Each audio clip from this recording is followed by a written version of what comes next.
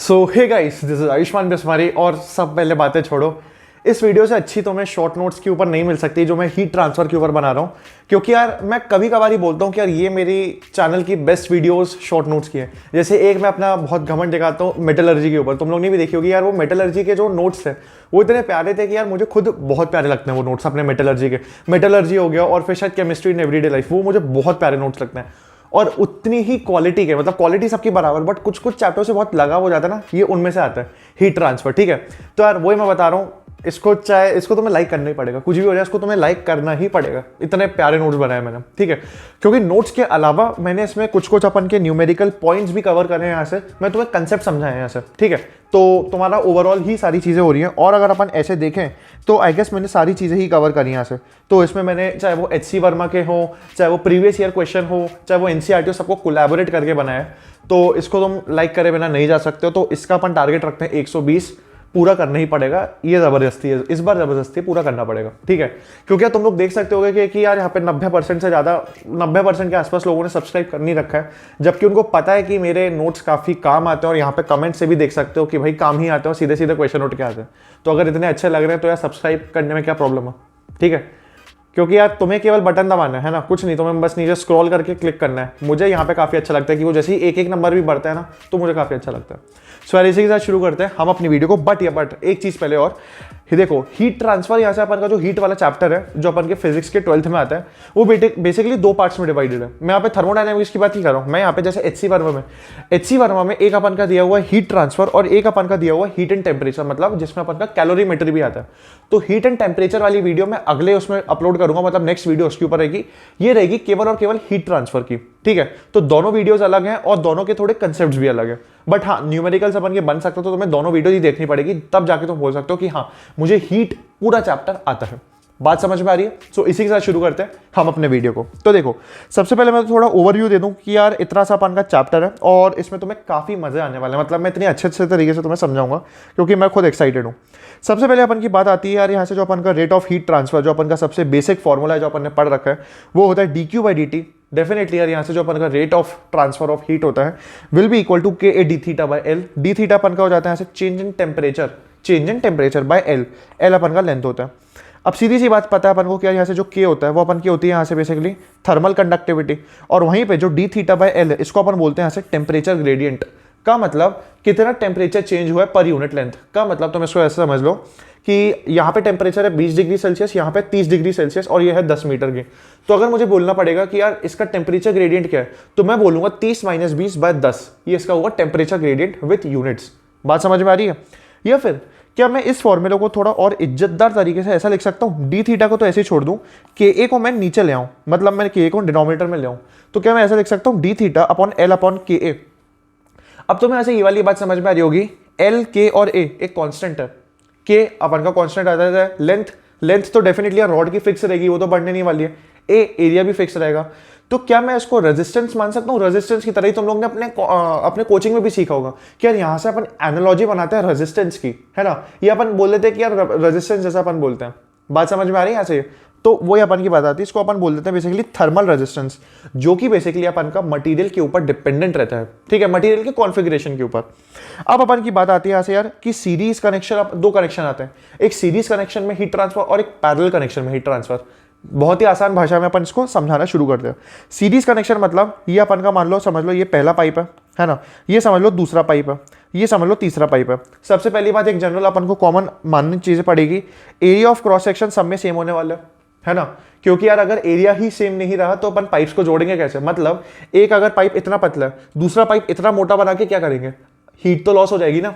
तो मतलब क्या है? तो पहली बात, अपन का एरिया सारे पाइप्स का बराबर है। हाँ, लेंथ अलग हो सकती है और K की वैल्यू अलग हो सकती है। तो क्या मैं यहां से ये वाली बात बोल सकता हूं, सीरीज रेजिस्टेंस अगर अपन बोलते थे तो सीरीज रेजिस्टेंस में अपन रेजिस्टेंस डायरेक्टली ऐड करते थे, याद है, R1 + R2 + R3।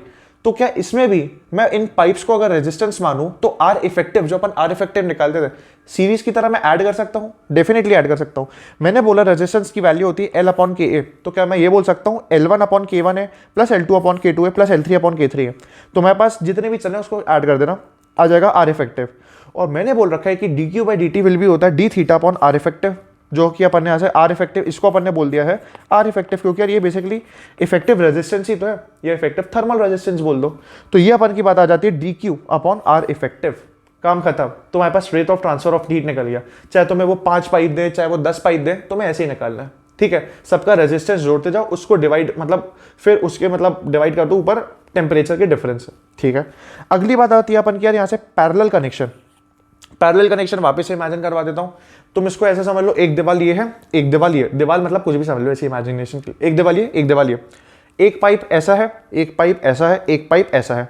अब बात इसको तुम करंट इलेक्ट्रिसिटी वाले चैप्टर से करो। अगर ऐसे पैरेलल कनेक्शन है तो करंट इससे भी जाएगा, करंट इस वाली ब्रांच से भी जाएगा, करंट इस वाली ब्रांच से भी जाएगा।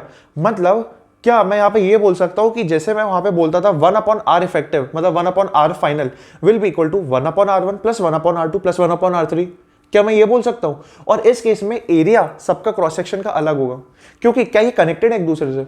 नहीं, क्योंकि यहाँ पे मेरे पास एक पाइप है वो इतना मोटा है मान लो, और यहाँ पे एक चुन्नू सा पाइप है इतना छोटा सा, मान लो यही पाइप है, तो क्या यहाँ पे कुछ प्रॉब्लम आ रही है? नहीं, ये वाला पाइप अपना हीट भेज रहा है, ये वाला पाइप अपनी हीट भेज रहा है, तो कहीं से कुछ प्रॉब्लम आई? I guess no. तो यही वाली बात आ जाती है कि यहां से अपन निकालते हैं 1 upon R effective will be equal to L upon K बोला था तो मैंने बोल दिया L1 अपॉन के1, L2 अपॉन के2, L3 अपॉन के3।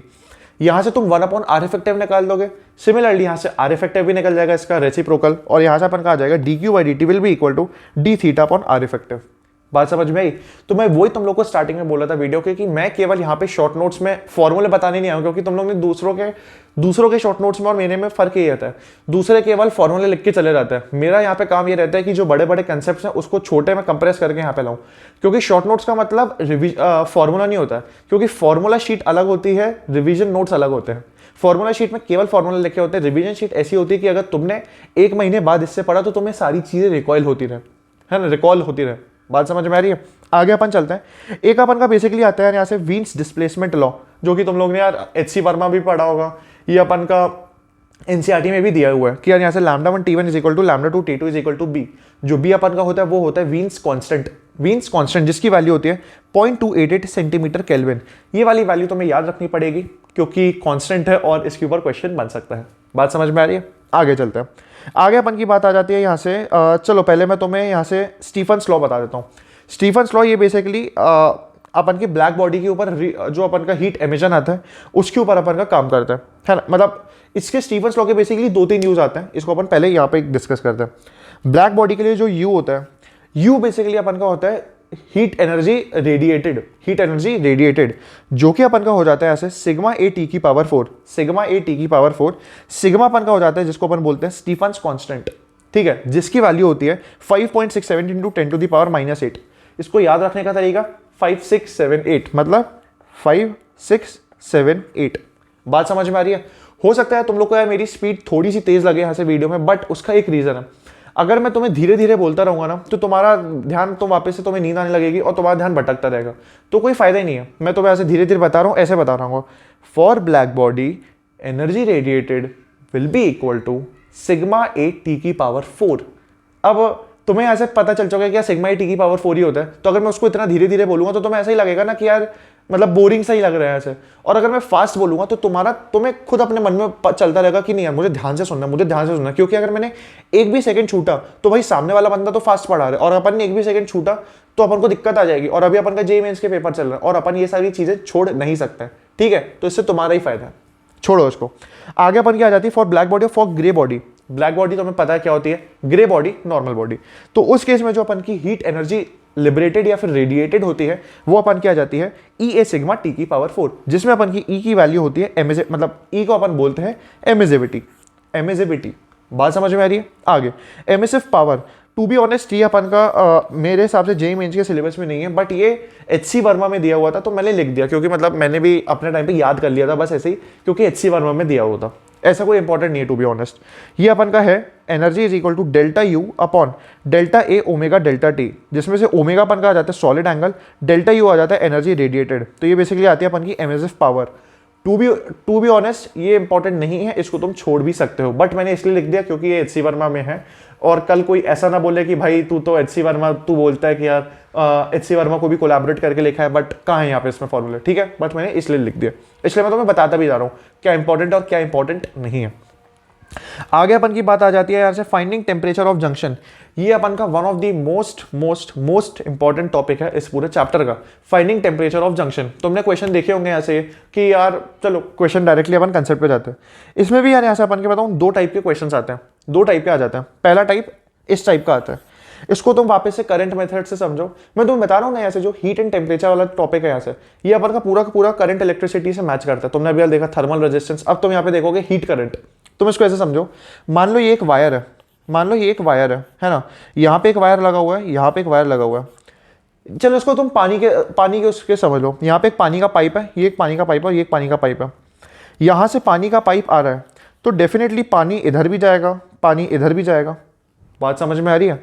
तो यही वाली बात आ जाती है। तो इस पे बताऊँ क्वेश्चन क्या आता है, क्वेश्चन यहाँ पे ये बोल देंगे, देखो भैया एक अपन का ये जंक्शन है, जंक्शन या अपन का ये टर्मिनल है, यहाँ पे एक टेम्परेचर यहाँ पे रॉड का टेम्परेचर है T1, यहाँ पे रॉड का टेम्परेचर दे रखा है T2, यहाँ पे टेम्परेचर दे रखा है T3, ठीक है।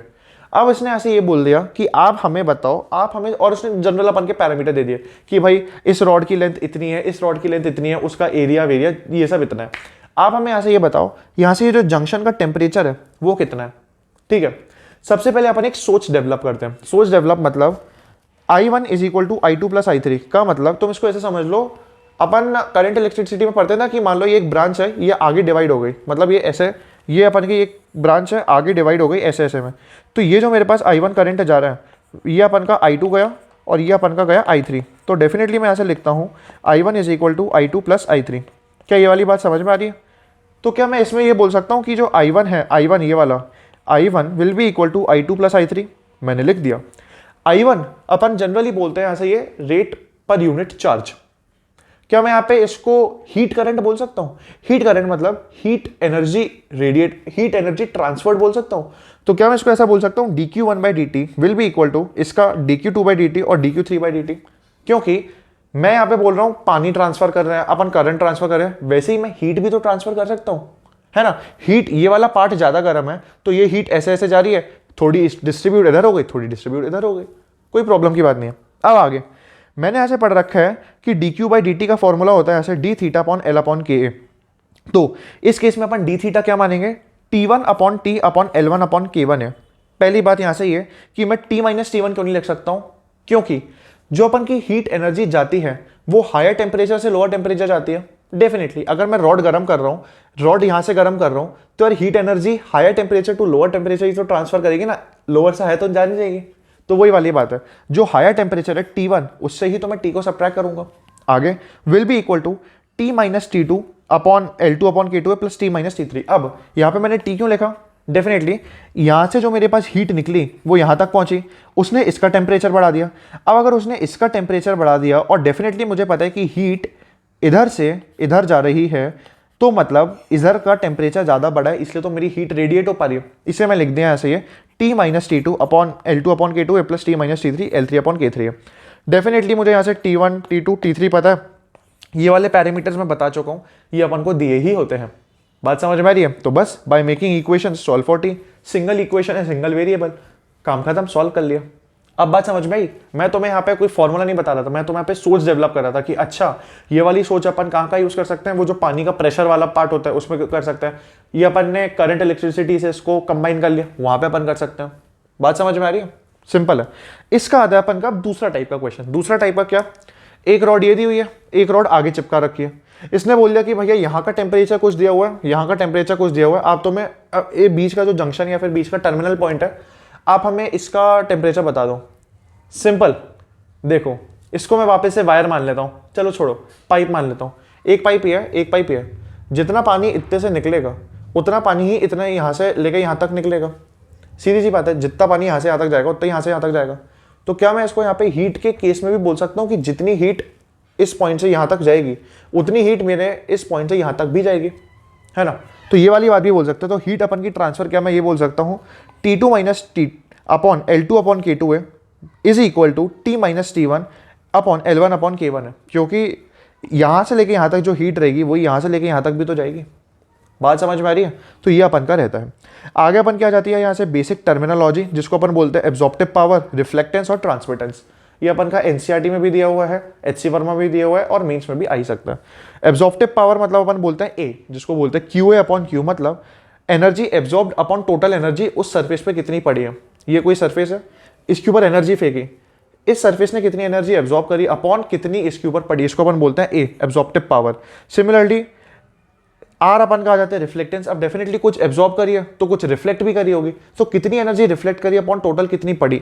और वहीं पे अपन का एक तीसरा आ जाता है ट्रांसमिटेंस, जिसको अपन बोलते हैं कुछ ट्रांसमिट भी कर गई होगी, मतलब कुछ आर पार भी तो चली गई होगी, तो जिसको अपन बोलते हैं ऐसे टी। तो ये अपन का साफ समझ में आ जाता है कि A plus R plus T will be equal to 1। साफ समझ में आ रही है कि यार टोटल एनर्जी तो कंजर्व ही रहेगी ना, कुछ लॉस तो अपना होगा नहीं। तो अब अपन का आता है यहाँ से आगे स्टीफन्स रेट ऑफ कूलिंग। जो यहाँ पर अपन ने ये पढ़ा था स्टीफन्स का, ये अलग था। ये अपन का आ जाता है यहाँ से Stefan's law of cooling, rate of cooling. तो जिसमें अपन बोल देते हैं कि यहाँ से जो रेट ऑफ कूलिंग होता है यहाँ से D Q by T T, वो अपन का होता है ई ए सिग्मा टी की पावर 4 माइनस टी नॉट की power 4 upon M S. T अपन का हो जाता है क्या, temperature of the body, T naught हो जाता है यहाँ से टेम्परेचर ऑफ द सराउंडिंग। क्या ये वाली बात समझ में आ रही है? आगे अपन इसको एक और इसका दूसरा फॉर्मूला होता है अप्रोक्सीमेशन फॉर स्टीफन्स लॉ। ठीक है, अप्रोक्सीमेशन फॉर स्टीफन लॉ क्या होता है, 4 EA sigma T naught cube into delta T. Delta T मतलब temperature difference between the body and the surroundings. बात समझ में आ रही है?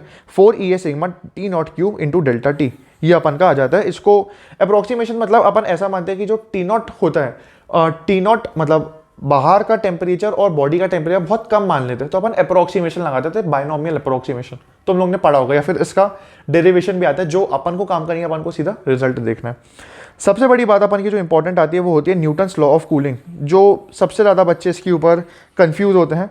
और यहाँ पे मैं तुम्हें केवल फॉर्मूला नहीं बताऊंगा, यहाँ पे तुम्हें पूरा ट्रिक, ऐसी कोई सस्ती या फिर काम चलाओ ट्रिक नहीं, नॉर्मल अपन पूरा इसको समझेंगे होता क्या। देखो सीधी सी बात होती है, जो रेट ऑफ कूलनेस होती है वो डिपेंड करती है directly proportional to temperature difference between the body and the surroundings. सीधी सी बात है। अब यार इसके ऊपर पूरा क्या कंसेप्ट है वो तो मैं तुम्हें समझा नहीं पाऊंगा, क्योंकि अगर न्यूटन्स लॉ ऑफ कूलिंग ही समझाने चला गया तो 15-20 मिनट उसमें बीत जाएंगे। ठीक है, अपन डायरेक्टली समझते हैं कि ये इसके प्रोपोर्शनल होती है। अब बाय डेरिवेशन अपन का ये वाला फॉर्मूला डिराइव होके आता है, तो तुम्हें ये वाला फॉर्मूला यूज करना है। बट ये वाला फॉर्मूला कैसे यूज करना है वो मैं तुम्हें बताता हूँ। पहली बात, ये फॉर्मूला क्या बताता है, θ1 माइनस θ2 अपॉन टी, मतलब change in body temperature upon T. T अपन का होता है टाइम टेकन, के अपन का होता है कोई कांस्टेंट, सिमिलरली θ1 θ2 बाई टी और माइनस θ नॉट जो मैंने बोल रखा है सराउंडिंग टेम्परेचर। बट भैया इसमें θ1 θ2 ये सब क्या क्या होता है मुझे बताओ, बताते हैं। एक इसको क्वेश्चन से अपन इसको अज्यूम करते हैं। एक क्वेश्चन बोला कि भाई 60 डिग्री सेल्सियस से लेके 50 डिग्री सेल्सियस तक पानी गया मेरे पास 3 मिनट में। ठीक है, तो मेरे पास θ1 क्या बना, 60 डिग्री सेल्सियस, θ1 आ गया 60 डिग्री सेल्सियस इनिशियल टेम्परेचर, θ2 बना बॉडी का फाइनल टेम्परेचर मतलब 50 डिग्री सेल्सियस। टाइम कितना लगा था, 3 मिनट। तो मुझे यहाँ से 3 मिनट ये भी पता चल गया। वापस से θ1 पुट करा, θ2 पुट करा, मतलब 60 और 50 का एवरेज 55। θ नॉट क्या है, सराउंडिंग का टेम्परेचर। मान लो उसने बोल दिया कि सराउंडिंग का टेम्परेचर 30 डिग्री सेल्सियस है, तुमने यहाँ से ये बोल दिया। उसने बोला कि अगर इस केस में 3 मिनट लगे, तो अब तुम यहाँ से मुझे ये बताओ कि 40 डिग्री सेल्सियस से लेके 30 डिग्री सेल्सियस जाने में मुझे कितना टाइम लगेगा, मुझे कितना टाइम लगेगा। तो वापस से अपन यहाँ से एक और इक्वेशन बनाएंगे, जिसमें यहाँ पे मैं पुट करूंगा 40 माइनस 30 अपॉन टी। टी अपन का वेरिएबल है क्योंकि मुझे टी को ही फाइंड करना है। विल बी इक्वल टू के टाइम्स ऑफ, वापस से कोई कांस्टेंट, 40 और 30 का एवरेज कितना हो जाएगा, वही 40 प्लस 30 बाय 2 हो जाएगा 35। 35 माइनस मैंने सराउंडिंग का टेम्परेचर कितना बोला था, 30 डिग्री सेल्सियस। ठीक है, तो यहाँ पे कुछ के की वैल्यू बचेगी, के एक बचेगा वेरिएबल और एक टी बचेगा। बट याद है मैंने पहली इक्वेशन से के की वैल्यू तो निकाल ली थी, कांस्टेंट की वैल्यू। तो अब क्या मैं उस कांस्टेंट की वैल्यू को यहाँ पे पुट कर सके टी की वैल्यू निकाल सकता हूँ। बस यही अपन का क्वेश्चन होता है कि अपन को वो 2 केस दे देगा कि भैया पहले केस में टेम्परेचर यहाँ से लेके यहाँ तक गिर रहा है इतनी देर में, तो अब तुम ये बताओ कि इस केस में टेम्परेचर यहाँ से लेके यहाँ तक कितनी देर में गिरेगा। बात समझ में आ रही है? इतना नॉर्मल सा अपन का होता है। बट एक और अपन का यहाँ पे टाइप आ जाता है, ये तुम्हारे लिए खुद के लिए क्विज है, क्विज या फिर तुम इसको अपने लिए पूछो। मैं तुम्हें ये मतलब, हाँ चलो क्विज बोल दो, न्यूमेरिकल बोल दो, जो भी, कमेंट सेक्शन में इसका आंसर जरूर करके बताना। और ये इंपॉर्टेंट भी है क्योंकि कभी कभार तुम लोग देखते होगे कि ठीक है तुमने यहाँ से टाइम और ये सब निकाल दिया, बट जब तुम कभी कभार प्रीवियस ईयर करोगे तो तुम्हें टाइम कभी एलएन के फॉर्म में मिलेगा। एलएन मतलब एलएन वो कोचिंग एलएन नहीं, टाइम मतलब वो एलएन लॉग बेस ई वाला। तो बट इसमें लॉग बेस ही, यहाँ पे लॉग लॉगरिथम और ये सब कहाँ है। दूसरा फॉर्मूला एक यूज होता है अपन का, when temperature difference is very large, तो अपन ये वाला फॉर्मूला यूज करते हैं ln। बट क्या ये सही है या नहीं, ये मैं पक्का नहीं बोल रहा हूँ कि ये सही है, मतलब मुझे तो पता है क्या है, बट ये मैं तुम्हारे लिए छोड़ रहा हूँ कि तुम इसका रीजन बताना ये फॉर्मूला अपन कब यूज करते हैं।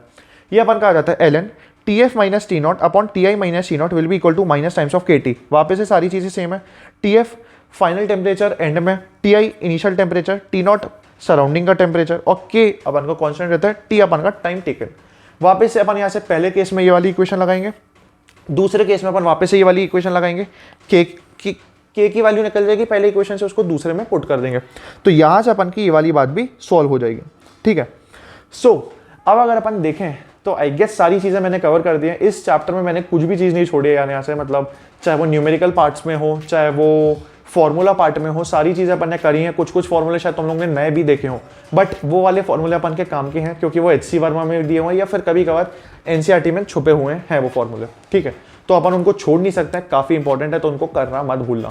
और बस एक रिक्वेस्ट रहेगी कि तुम्हें दिख गया होगा कि मैं क्यों बोल रहा था कि ये बेस्ट नोट्स है, क्योंकि तुम्हें समझ में आया कि मैंने कितने आसान तरीके से तुम्हें यहाँ से ये सारे कंसेप्ट समझा दिए कि अपन जंक्शन का टेम्परेचर कैसे फाइंड करते हैं, सीरीज कनेक्शन, पैरेलल कनेक्शन अपन कैसे जमाते हैं इसमें करंट के उससे या फिर पानी वाले फ्लो के उससे। बात समझ में आ रही है? तो बस शेयर कर देना यार, यहाँ से इतना तो कर नहीं सकते। So I guess that's all from this video, bye.